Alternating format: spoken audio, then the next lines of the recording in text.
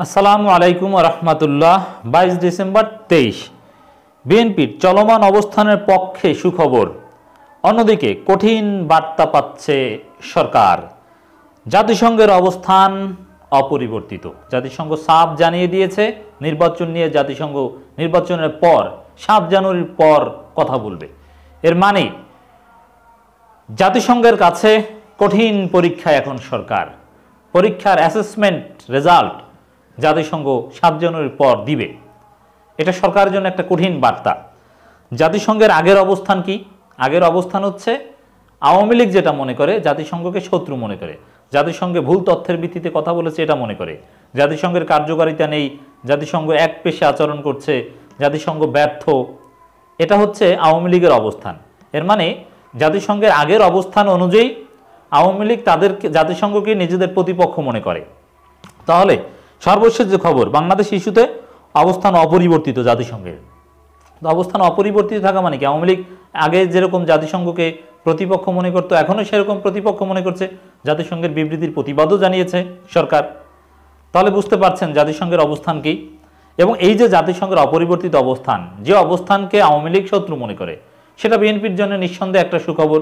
বিএনপির অবস্থানের পক্ষে এটা বিয়ন্ড রিজনেবল, এটা সিম্পলিফাইড ব্যাখ্যা আমি বলছি দর্শক, কিন্তু কোনো একটা নির্দিষ্ট দলের পক্ষে বিপক্ষে তো জাতিসংঘ কখনো বলছে না এবং নয়। কিন্তু আওয়ামী লীগে বয়ান ক্রিয়েট করার চেষ্টা করেছে। নির্বাচনের পর কথা বলবে জাতিসংঘের মানে নির্বাচনের পর পরীক্ষার রেজাল্ট দিবে। এর মানে এই নির্বাচন নিয়ে জাতিসংঘ পর্যবেক্ষক পাঠাচ্ছে না বা তাদের আগ্রহ নাই, কিন্তু জাতিসংঘ এই নির্বাচনকে বৈধতা দিবে না এটা মোটামুটি বোঝা যায়। এই যে বৈধতা না দেওয়ার যে বিষয়টা, এটা নির্বাচনের পর বলবে। পরীক্ষা চলাকালীন সময় রেজাল্ট দেওয়া যায় না। এরপর আগুন দেওয়ার পূর্ণাঙ্গ তদন্ত দাবি করছে এবং আগুন দেওয়ার বিষয়েও প্রশ্ন করা হলো। সরকার যেটা চায়, সরকার তো বিনা তদন্তে বিএনপিকে দায়ী করে ফেলেছে এবং বিএনপির লোকজন জড়িত বলে ফেলেছে, পুলিশের পক্ষ থেকেও বলেছে। দেখেন এখানে দুইটা বিষয়। আওয়ামী লীগ বলতে পারে, বিভিন্ন পরিবেশ পরিস্থিতিগত ধারণা করে বিএনপির বিরুদ্ধে অভিযোগের তীর আওয়ামী লীগ তুলতে পারে, কিন্তু পুলিশ একটা রাষ্ট্রীয় সংস্থা হিসেবে তারা একটা নির্দিষ্ট প্রক্রিয়া ছাড়া বিএনপিকে দায়ী করতে পারে না। সেটা দীর্ঘমেয়াদী প্রক্রিয়া। এ বিষয়ে একটা অভিযোগ দায়ের হতে হবে, তারপরে অভিযোগ অনুযায়ী তদন্ত হবে, তদন্ত অনুযায়ী চার্জশিট হবে, চার্জশিট আদালত গ্রহণ করবে কি করবে না, তারপরে বিচার হবে, সেই বিচারের বিরুদ্ধে আপিল হবে, তারপরে ফাইনালি যদি অভিযুক্ত হয় তার রাষ্ট্রীয় সংস্থাগুলো তাকে অভিযুক্ত বলতে পারবে।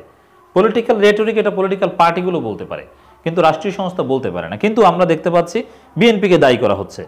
কিন্তু সরকার যেভাবে বিএনপিকে দায়ী করছে রাষ্ট্রীয় সংস্থাগুলো, জাতিসংঘ বা ইন্টারন্যাশনাল আউটফিটগুলো মোটেও সেভাবে গ্রহণ করছে না। তারা তদন্তের আগে কাউকে দায়ী করে কাউকে আন্দোলন থেকে সরে আসার আহ্বান কিন্তু জানাচ্ছে না। এটা বিএনপি তো অস্বীকারই করছে। বিএনপি সাহস করে বিচার বিভাগীয় তদন্তের দাবি করেছে। এটাও বিএনপির অবস্থানের পক্ষে একটা সুখবর হিসেবে আমি দেখতে চাই যে আন্তর্জাতিক কোনো আউটফিট এখন পর্যন্ত বিএনপির দিকে অভিযোগের তীর দেয়নি, যেটা যৌক্তিক। তদন্ত ছাড়া কাউকে অভিযুক্ত করা যায় না। এখন জাতিসংঘ জানে, এবং যারা আন্তর্জাতিক রাজনীতি বা এগুলি সম্পর্কে খোঁজ খবর রাখেন, আপনাদের অবগতির জন্য আরেকটু জানাচ্ছি দর্শক, এই অগ্নিকাণ্ড কিংবা স্যাবোটাজ বা এই ধরনের বিভিন্ন ঘটনা নিয়ে আন্তর্জাতিক রাজনীতিতে আলাদা চ্যাপ্টার রয়েছে। ইতিহাসে এরকম এই যে জার্মানির নাজি পার্টি হিটলার, তিনি এরকম ঘটনা কিন্তু ঘটিয়েছেন। পার্লামেন্ট ভবনে নিজেদের লোকজনের মাধ্যমে আগুন লাগিয়ে বিরোধী দলের উপর ক্র্যাকডাউন করে তার ক্ষমতা দীর্ঘস্থায়ী করেছেন, অবস্থান পাকাপোক্ত করেছেন। এরকম হিস্ট্রি কিন্তু রয়েছে 1932 দিকে। এগুলো জাতিসংঘ সব জানে। এছাড়া আরও অনেক এক্সাম্পল রয়েছে। অতএব এ ধরনের ঘটনার যে বিভিন্ন উদ্দেশ্য থাকতে পারে, এগুলো যারা আন্তর্জাতিক রাজনীতির এক্সপার্ট তারা এগুলো বুঝেন। অতএব জাতিসংঘকে প্রশ্ন করে বিভ্রান্ত করা এত সহজ নয়। জাতিসংঘ তাদের অনর অবস্থানের উপরে আছে। এটা নিঃসন্দেহে জাতিসংঘের সর্বশেষ অবস্থান যেটা জানিয়ে দিয়েছে, এটা সরকারের জন্য একটা কঠিন বার্তাই বটে, কঠিন পরীক্ষাও বটে। বাংলাদেশ ইস্যুতে জাতিসংঘের অবস্থান অপরিবর্তিত। আগামী জাতীয় সংসদ নির্বাচনের পর এই ইস্যুতে তারা কথা বলবে। নিয়মিত ব্রিফিংয়ে সাংবাদিক মুশফিকুল ফজল আনসারির প্রশ্নের জবাবে একথা স্পষ্ট করে জানিয়েছেন জাতিসংঘ মহাসচিব আন্তোনিও গুতেরেসের মুখপাত্র স্টেফেন ডুজারিক। তার কাছে সাংবাদিক মুশফিক জানতে চান, মিডিয়া ও আন্তর্জাতিক অধিকার বিষয়ক গ্রুপগুলোর রিপোর্ট অনুযায়ী সব বিরোধী দলকে জেলে ভরে আগামী 7 জানুয়ারি এক পেশে নির্বাচন অনুষ্ঠানের জন্য পুরোপুরি প্রস্তুত বাংলাদেশের শাসক গোষ্ঠী। ভয়েস অব আমেরিকাকে রিপোর্ট অনুযায়ী গত 2 সপ্তাহে নিরাপত্তা হেফাজতে মারা গেছেন 6 জন। এখনই কি অবাধ, সুষ্ঠু, বিশ্বাসযোগ্য নির্বাচনের অবস্থান জানিয়ে যাবেন আপনারা?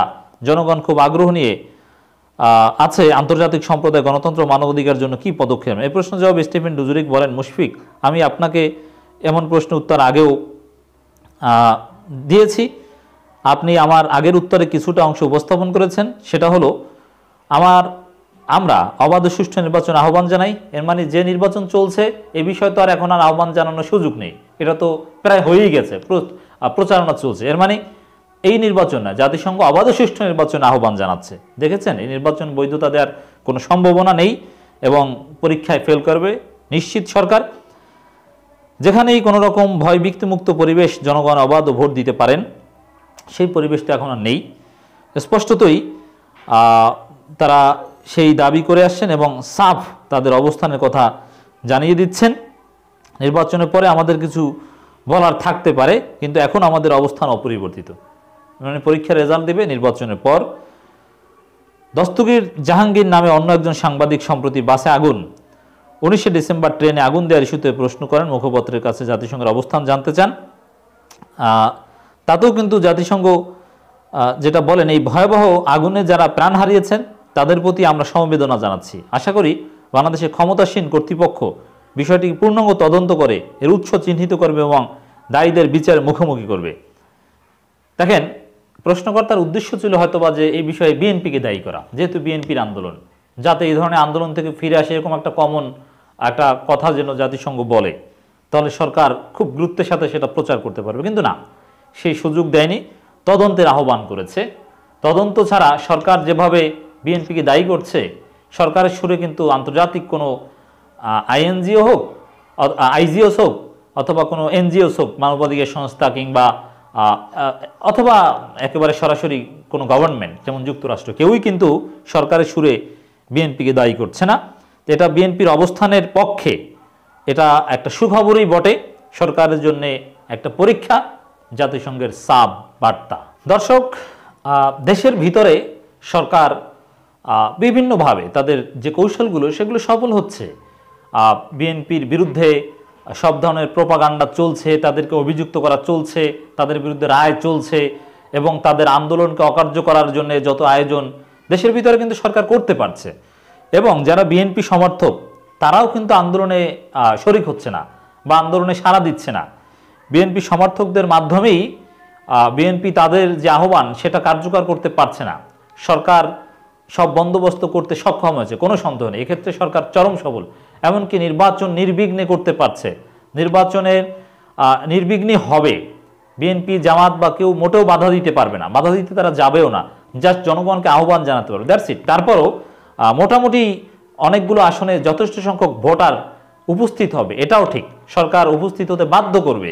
বিশেষ করে রাষ্ট্রীয় সুবিধাভোগী যারা, সুবিধাভোগী তো বেশিরভাগ জনগণ, তাদের সুবিধা কাট করার ভয় দেখিয়ে নানানভাবে ভোট কেন্দ্রে অনেককে নিতে বাধ্য করবে। সব দিকে সফল হলো।